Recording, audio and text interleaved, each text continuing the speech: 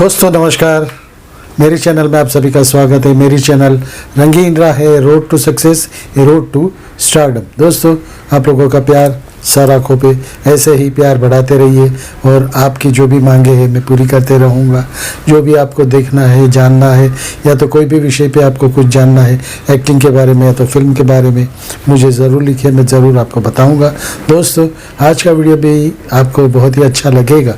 इतने बड़े superstar, big B यानी कि बॉलीवुड इंडस्ट्रीज़ के बादशाह, शहंशाह, सब कुछ जो भी उपनाम दे सकते हो, लेकिन ये बात है कि यहाँ तक पहुँचने के लिए उनको कितने कड़ी मेहनत करनी पड़ी, लेकिन ऐसे ऐसे दौर से गुजरना पड़ा, ऐसे ऐसे दौर से नीचे झुकना पड़ा, कितनों की गालियाँ खानी पड़ी।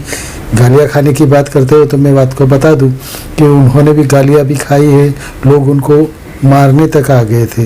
दोस्तों, ये बात 1 सितंबर 1972 की है, जब उनकी फिल्म बंसी और बिरजू लगी थी और ख़ास कुछ चल नहीं पाई थी। ख़ास कुछ क्या, पब्लिक को अच्छी ही नहीं लगी थी, क्योंकि पब्लिक चाहती थी कि अमिताभ बच्चन की तरफ से हमें कुछ अच्छा एंटरटेनिंग, या तो कुछ बहुत जैसे बड़े स्टार बन जाते हो तो आपसे बहुत महत्वाकांक्षा सब लोग रखते, बहुत इच्छाएं रखते कि वो इतने बड़े सुपरस्टार बन गए हैं तो ज़रूर कुछ अच्छी होगी, उनकी फिल्म अच्छी होगी, उनकी एक्टिंग अच्छी होगी, गाने अच्छे होंगे। तो दोस्तों, ये हो रहा था चर्चगेट स्टेशन के सामने हीरोज सिनेमा है। हीरोज सिनेमा 1972 1 सितंबर फिल्म लगी थी बंसी बिरजू, और शाम का वक्त था। अमिताभ जी, उनके पिताजी, उनकी माताजी साथ में गाड़ी में बैठ के जा रहे थे, तो उन्होंने देखा कि चलो देख लेते हैं कि क्या रिस्पॉन्स है फिल्म का।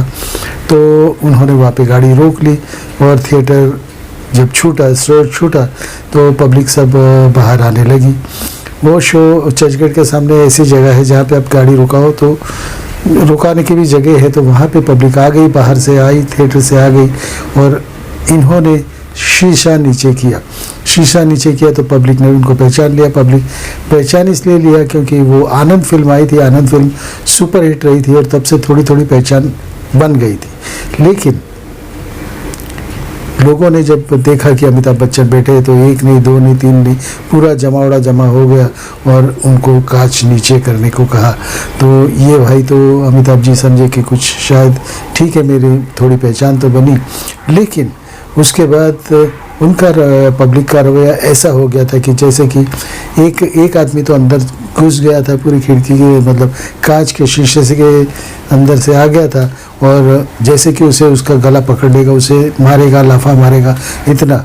और बहुत से पब्लिक जमा हो गई थी और पब्लिक गालियाँ देने लगी कि ऐसी एक्टिंग करता है, क्या स्टार बनेगा, तो ये वो अमिताभ बच्चन बड़ा है, ये बड़ा है, तेरा नाम बड़ा करके रखा है, सिर्फ कुछ एक्टिंग कुछ नहीं, तुम्हारी वजह से हमारे फुल पैसे चले गए, तुम्हारी वजह से हम थिएटर में फंस गए, हम लोग जाके इतनी बोर फिल्म तुमने की है, ऐसी बेकार एक्टिंग की है। बहुत से लोग तो, क्योंकि पीछे उनके माताजी और पिताजी बैठे हुए थे, बहुत से लोग तो अमिताभ को खुद गालियाँ देने लगे, अमिताभ तू तो डैश डैश डैश ये है, तुझे एक्टिंग आती नहीं है, तू तो, और माँ बहन की गालियाँ देने लगे। अब माँ बहन की गालियाँ देने लगे तो कोई भी आदमी होगा, कोई भी कैसा भी लड़का होगा, लेकिन माँ बहन की गालियाँ सुनेगा नहीं। तो अमिताभ जी को इतना गुस्सा आया कि मैं उसे मारूं, लेकिन उनके पिताजी ने कहा कि कुछ नहीं बेटा, चुपचाप खड़े रहो और यहाँ से निकल चलो। अभी इनको आपकी फिल्म अच्छी नहीं लगी, एक्टिंग अच्छी नहीं लगी, तो आप तो अभी पब्लिक फिगर हो गए हो, तो वो आपको कुछ भी कह सकती, कुछ भी बोलेगी, अपना अच्छा लगेगा तो आपको सर पे भी चढ़ाएगी, और नहीं अच्छा लगेगा तो मारने भी आएगी, गालियाँ भी देने आएगी, सब कुछ होगा।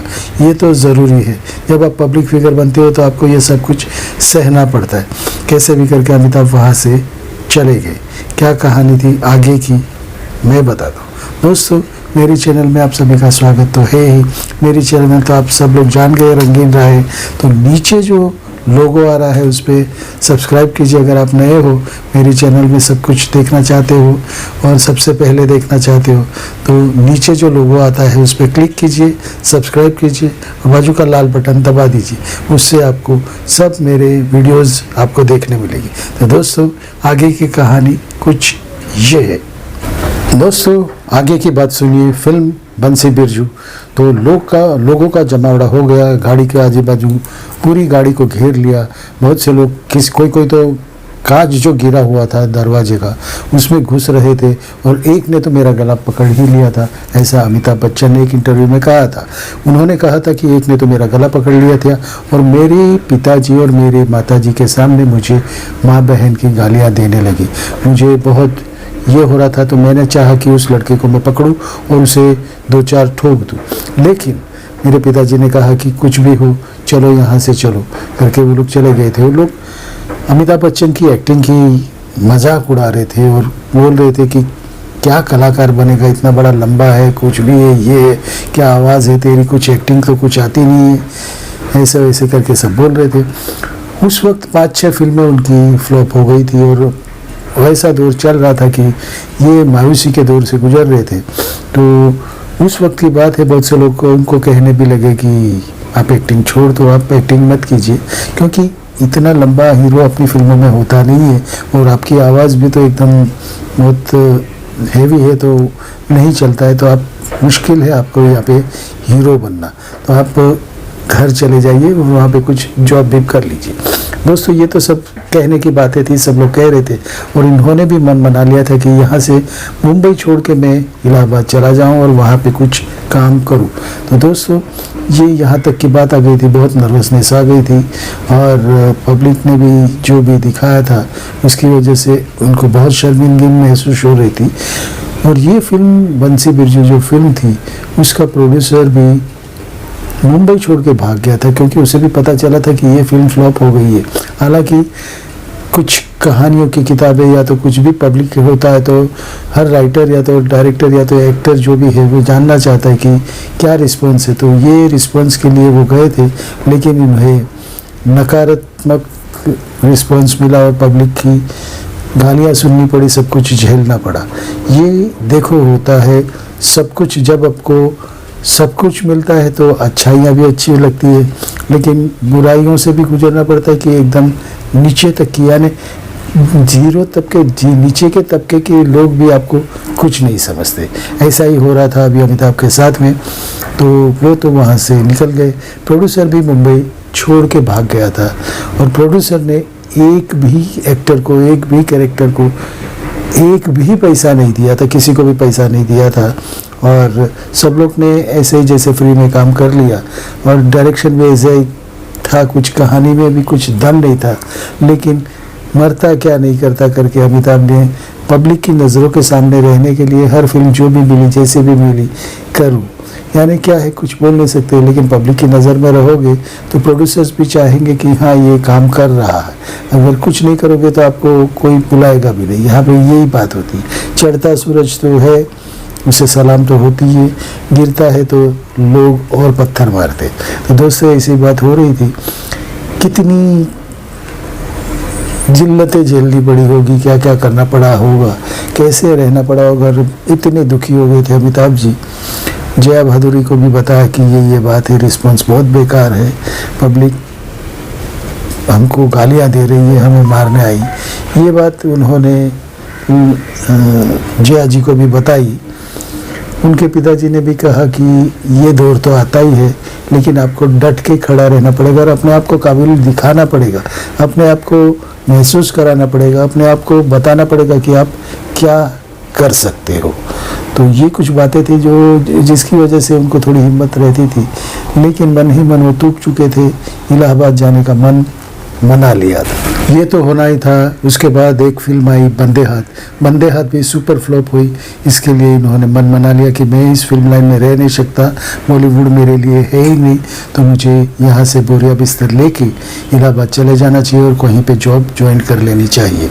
दोस्तों वो उन्होंने मन तो मना लिया था कि मुझे जाना है, सब कुछ तैयारी भी कर ली थी, लेकिन दोस्तों गिराने वाले भी बहुत है तो उठाने वाले भी होंगे। गिराने वाले हाथ है तो ऐसे भी हाथ होंगे जो आपको सहारा देके कुछ बना सकते हैं, आपको उठा भी सकते हैं। दोस्तों ऐसा ही हुआ अमिताभ के केस में भी। अमिताभ को लग रहा था कि मैं कुछ बन नहीं पाऊँगा, मेंटली वो एकदम नर्वस हो गए थे कि मैं कुछ भी नहीं बन पाऊँगा, ये बॉलीवुड इंडस्ट्रीज़ मेरे लिए नहीं। दोस्तों, बहुत सी नाकामियों के बाद उनके मन में तो कहीं ना कहीं ये आशा थी कि मुझे एक अगर फिल्म मिल जाए तो मैं भी डिम्पल कापड़िया के जैसे इम्पोर्टेड गाड़ी लूँगा। फटी टूटी गाड़ी यानी फिएट गाड़ी उनके पास थी, वो लेकर शूट करने आते थे क्योंकि स्टार तो थे फिल्मों में। लेकिन उनको मन में तो यही था कि मैं भी गाड़ी लूँगा, बहुत ही अच्छी गाड़ी लूँगा, इम्पोर्टेड गाड़ी लूँगा। बंदे हाथ फिल्म में जब मुमताज़ ने उनको देखा कि उनकी चाहत अच्छी गाड़ी के लिए है, तो मुमताज़ ने उन्हें वो गाड़ी भेंट दे दी, उनको प्रेजेंट दे दी। दोस्तों, ये होता है क्योंकि मुमताज़ ने भी उनमें कुछ देखा था कि ये कुछ भी कर सकते हैं, बहुत कुछ कर सकते हैं, लेकिन इनका वक्त बुरा शायद चल रहा है इसीलिए कुछ कर नहीं सकते। लेकिन उन्होंने उसमें कुछ देख लिया था अमिताभ को, उन्होंने गाड़ी प्रेजेंट कर दी थी। दोस्तों, उसके बाद बहुत सी मेहनत कर रहे, बहुत मेहनत की हर प्रोड्यूसर, जैसे कि क्योंकि ये जो फिल्म थी उनकी, वो फिल्म में सभी मोस्टली नए लोग ही थे और जो स्ट्रगलर लोग जिसे कहते, जो काम के लिए भटकते रहते, वही लोग थे। न किसी को पैसा मिला था, न किसी को पहचान मिली थी, क्योंकि ये वो सब्जेक्ट कुछ इसी टाइप का था कि बोल्ड टाइप का सब्जेक्ट था। बोल्ड यानी क्या था कि एक गिरी हुई लड़की या तो निचले तबके की जो लड़की थी, वो बहुत बड़े समाज के बहुत बड़े स्तर के आदमी के साथ प्यार हो जाता है और वो उन्हें बचाने जाता है, वो उनको कैसे उसमें से निकालता है। लेकिन ये कहानी पब्लिक को कुछ जमी नहीं दोस्तों, तो उसकी वजह से ये फिल्म भी फ्लॉप हो गई। उसके बाद क्या हुआ कि प्रकाश मेहरा जी अपनी एक नई फिल्म बनाने के लिए किसी अच्छे आर्टिस्ट को ढूंढ रहे थे, लेकिन उनके पास भी लिमिटेड अमाउंट होने की वजह से वो भी चाहते थे कि ऐसा कलाकार हो जो कि मेरे अमाउंट में काम कर ले, छोटे अमाउंट में काम कर ले। तब अमिताभ बच्चन एक फिल्म कर रहे थे महमूद साहब की। महमूद साहब के वहाँ वो रहते ही थे, तो महमूद साहब ने उन्हें पहले चांस दिया था। महमूद साहब के वो वहाँ रहते थे, यानी महमूद साहब ने उनको आसरा दिया था। तो उनको अरुणा ईरानी के सामने कोई हीरो चाहिए था, तो अमिताभ बच्चन को उसमें ले लिया। बॉम्बे टू गोवा फिल्म थी, वो फिल्म में भी बहुत मुश्किलें हुई, यानी इनको तो डांस वांस तो कुछ आता नहीं था। लेकिन महमूद साहब ने सोचा अगर मैं ये डांस करेगा और मैं ना बोलूँगा कि बराबर नहीं है, बराबर नहीं, तो और नर्वस हो जाएगा और कुछ कर नहीं पाएगा। तो उन्होंने उल्टा किया, जैसे भी स्टेप रहता था तो अमिताभ जी महमूद जी बोलते थे बहुत अच्छा, बहुत अच्छे, बहुत अच्छे डांस कर रहे हो। तो और ये समझ रहे थे कि मुझे अच्छा डांस कर रहा हूँ, तो कैसे भी करके वो फिल्म पूरी हुई। और ये फिल्म देख के प्रकाश मेहरा जी को जो चाहिए था वो मिल गया और बहुत कम पैसे में उन्होंने साइन कर लिया। लेकिन वो कहानी इतनी अच्छी थी, बहुत अच्छी कहानी थी, सलीम जावेद की कहानी थी, क्योंकि तब भी सलीम जावेद उभरते ही थे। उन्होंने बहुत अच्छी कहानी लिखी थी, बहुत अच्छे इंस्पेक्टर के बारे में कहानी थी और एंग्री यंग मैन जिसे कहा जाए उस टाइप की कहानी थी। हालांकि वो शॉट्स भी इस तरीके से लिए गए थे कि वो टेबल पे बैठ के कुर्सी को जैसे लात मार देते हैं। वो क्योंकि अमिताभ बच्चन की हाइट ज़्यादा थी, तो उसका उपयोग करना प्रकाश मेहरा जी को लगा कि उनकी ये फिल्म भी देखी, उसमें आप देखोगे कि उन्होंने हाथ से ज़्यादा पाँव से फाइट की है। ये ख्याल कीजिएगा, क्योंकि कैमरा में रहने के लिए अगर वो सामने वाला आर्टिस्ट आपसे छोटा है, हाइट में कम है, तो उनको दिखाने के लिए आपका लेवल नहीं आएगा, उस टाइप से कैमरा का प्रॉब्लम आती थी। तो इनको पाँव से फाइट करने के लिए अमिताभ जी को प्रकाश मेहरा जी ने कहा।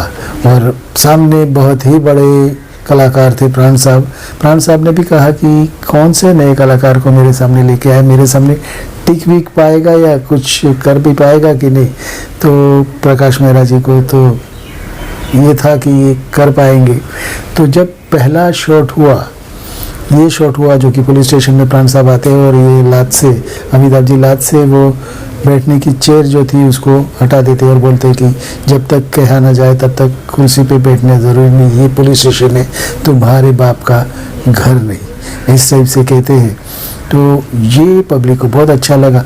लेकिन एक भी बात थी कि अमिताभ बच्चन के लिए पॉजिटिव पब्लिसिटी करना बहुत ज़रूरी था।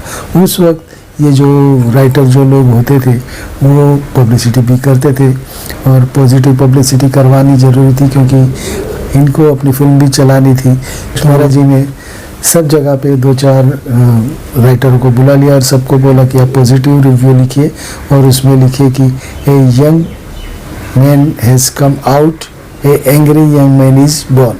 ये इस टाइप का बैनर उन्होंने हर इसमें लगा दिया, एंग्री यंग मैन इस टाइप का हो गया, क्योंकि जो राइटर लोग थे वो उस वक्त के राजेश खन्ना जी पे बहुत नाराज़ थे, क्योंकि वो अच्छे से बात नहीं करते थे और जो भी राइटर थे, जो भी क्रिटिक्स लिखते थे, उनको कुछ मानते ही नहीं थे। तो उन्होंने उसके सामने ये दूसरा कैरेक्टर बड़ा करना चाहा और सलीम जावेद भी चाहते थे कि राजेश खन्ना बहुत ये हो गए, तो राजेश खन्ना को उन्होंने कहा था कि तुम्हारे सामने तुम्हारा ही कॉम्पिटिटर हम खड़ा करेंगे, और उन्होंने ये कहानी लिखी और सलीम जावेद बहुत ही अच्छी कहानी लिखी थी और बहुत अच्छी पब्लिक को ये फिल्म अच्छी लगी थी, इसके लिए वो फिल्म सुपर हिट हो गई, अमिताभ की जंजीर। दोस्तों, प्राण साहब का अभिनय, प्राण साहब की जो सामने टक्कर वाली जो बात की थी, तो पहला शॉट होने के बाद ही प्राण साहब ने भी कह दिया कि ये लड़का ज़रूर कुछ करेगा। तो वैसे वो शूट में तो ज़्यादा किसी से बात नहीं करते थे अमिताभ जी, तो ये कहने की बात है कि वो उस टाइप की मैं बात कर रहा हूँ कि कुछ बातें भी करते नहीं थे। तो शूटिंग में जब शूट पूरा होता था, दूसरे शॉट के लिए तैयार होते थे, तो अमिताभ बच्चन ऐसे ही प्राण साहब चाहते थे कि वो उनसे खुल के बात करें, तो प्राण साहब ने कैसे हो ये वो बात की, तो इनको भी कुछ बोलना चाहिए, तो इन्होंने कहा उनको ये सच बात है। और अमिताभ जी ने खुद बताई थी कि मैंने उनकी लुंगी की तारीफ़ कर दी कि आपके पास बहुत अच्छी लुंगी है, क्योंकि लुंगी का शॉट उन्होंने किया था, बोला बहुत अच्छी लुंगी है। तो दूसरे दिन जब शॉट था, दूसरे दिन शूटिंग था, तो प्राण साहब उनके लिए 1 डज़न लुंगियाँ लेके आए थे। तो दोस्तों, ये भी होते रहता है, ये इससे उनका और मनोबल बढ़ता था। तो प्राण साहब ने बहुत उनको मदद की थी, एक्टिंग में भी बहुत सहाय की थी। बहुत बार उन्होंने भी प्रपोज किया था बहुत से एक्टरों को, बहुत से प्रोड्यूसरों के सामने इनको प्रपोज भी किया था। दोस्तों, आगे की बात 2 मिनट। तो ये अमिताभ के बारे में कसीदे तो मैं नहीं पढ़ रहा हूँ, लेकिन देखिए कितनी मेहनत के बाद वो यहाँ तक पहुँचे, लेकिन अब भी स्टेबल है। बहुत से थपेड़ों, वक्त के थपेड़ों से मार खा के वो इतना बने हैं। तो दोस्तों, मजबूत बनते हैं ऐसे ही। दोस्तों, कहते हैं ना कि तू अकेला चला चल, तेरे साथ कोई नहीं हो तो भी तू अकेला चला चल, आज नहीं तो कल तुझे मंजिल ज़रूर मिलेगी। दोस्तों, इसी बात के साथ आज का वीडियो खलास करता हूँ, समाप्त करता हूँ। दोस्तों, मिलते हैं नेक्स्ट वीडियो में। मेरी चैनल को सब्सक्राइब कीजिए और बाजू का लाल बटन दबा दीजिए। नमस्कार, भारत माता की जय, Vande Mataram. I love you friends.